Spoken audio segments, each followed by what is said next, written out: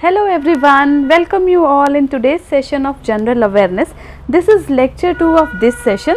So let's start now. First question is FFC stands for. FFC किस चीज़ के लिए stand करता है? Options are Foreign Finance Corporation, film finance corporation, federation of football council या फिर इनमें से कोई भी नहीं। तो इसका राइट आंसर है option B, film finance corporation. तो FFC stands for film finance corporation and it is India state funding body for films. 1927 में इंडियन सिनेमाटोग्राफ कमेटी ने रिकमेंड किया था कि फिल्म फाइनेंस कॉरपोरेशन होना चाहिए और इसका गोल क्या है? To plan, promote and organise an integrated and efficient development of the Indian film industry, right. और साथ ही साथ क्या है कि सिनेमा में भी एक्सीलेंस होना चाहिए।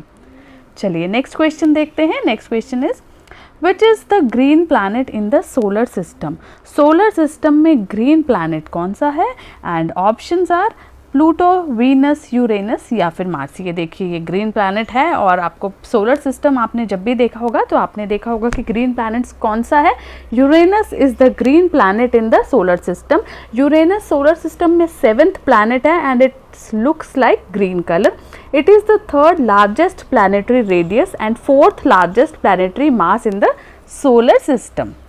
Next question is, an astronaut in outer space will observe sky as. कोई भी एस्ट्रोनॉट है जिसे अगर वो स्काई से आउटर स्पेस को देखता है तो उसे कैसा नज़र आता है वो, राइट। तो हमारे ऑप्शंस हैं वाइट, ब्लैक, ब्लू और रेड और इसका राइट आंसर है ब्लैक। जब भी कोई एस्ट्रोनॉट आउटर स्पेस में स्काई को देखता है तो उसे कलर कौन सा दिखाई देता है? Black colour. चलिए नेक्स्ट क्वेश्चन देखते हैं।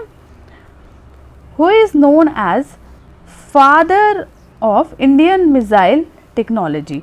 Father of Indian missile technology किन्हें कहा जाता है? Options are doctor U R. Rao, doctor APJ Abdul Kalam, doctor Chidambaram, doctor Homi Bhabha.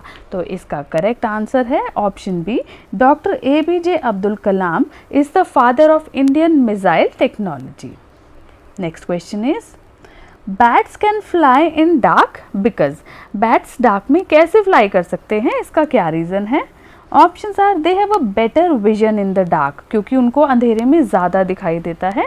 The light startles in them, उनके ऊपर लाइट पड़ती है, ठीक है। नेक्स्ट है they produce high pitched sounds called ultrasonics. Bats sounds निकालते हैं कुछ तरह की हाई पिच्ड होती हैं वो, जिन्हें अल्ट्रासोनिक्स बोलते हैं। या इनमें से कोई भी ऑप्शन सही नहीं है कि बैट जो है वो डार्क में भी फ्लाई क्यों कर सकते हैं। तो इसका करेक्ट आंसर है ऑप्शन से, because they produce high pitched sounds called ultrasonics and this is the reason they can fly in the dark. चलिए next question is which is considered as the biggest port of India. India का biggest port किसे माना जाता है? तो options है कोलकाता, कोचिन, चेन्नई या फिर मुंबई। तो इसका करेक्ट आंसर है option D, Mumbai. It is considered as the biggest port of India, means Mumbai is the biggest port of India. चलिए next question is the most important small scale industry is India is the. India की सबसे important small scale industry कौन सी है? Options are textile industry, paper industry, handloom industry या फिर jute industry. तो इसका करेक्ट आंसर है option C, that is handloom industry. Handloom industry is the small scale and most important industry in the India. चलिए next question देखते हैं।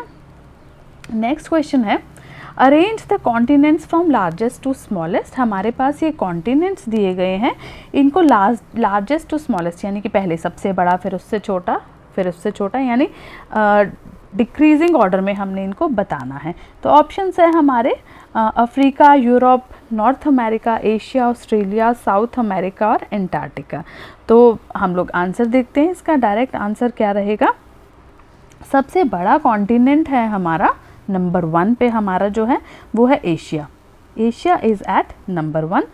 Second पे है हमारा अफ्रीका, थर्ड पे है हमारा नॉर्थ अमेरिका, फोर्थ है South America, fifth is Antarctica, sixth is Europe and seventh और लास्ट वन जो सबसे छोटा कॉन्टिनेंट है वो है ऑस्ट्रेलिया।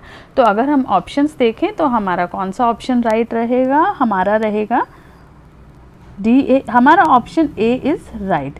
मीन्स हमने इस तरह से लार्जेस्ट टू स्मॉलेस्ट इनको कॉन्टिनेंट्स को अरेंज किया है, और अगर हमें स्मॉलेस्ट से लार्जेस्ट पूछा जाए तो हम इसी का उल्टा कर देंगे। ठीक है बच्चा, चलिए नेक्स्ट क्वेश्चन देखते हैं। Name the plant important in sericulture. Sericulture में कौन सा प्लांट सबसे इम्पॉर्टेंट होता है? सीरीकल्चर आपको पता है जब सिल्क वॉर्म से बनाया जाता है, सिल्क वॉर्म का है ये, तो उसे बोलते हैं सीरीकल्चर। और इसके लिए जो प्लांट इम्पॉर्टेंट होता है, options R P, legumes, mulberry या फिर कैचिया। तो इसका करेक्ट आंसर है ऑप्शन सी, मलबरी।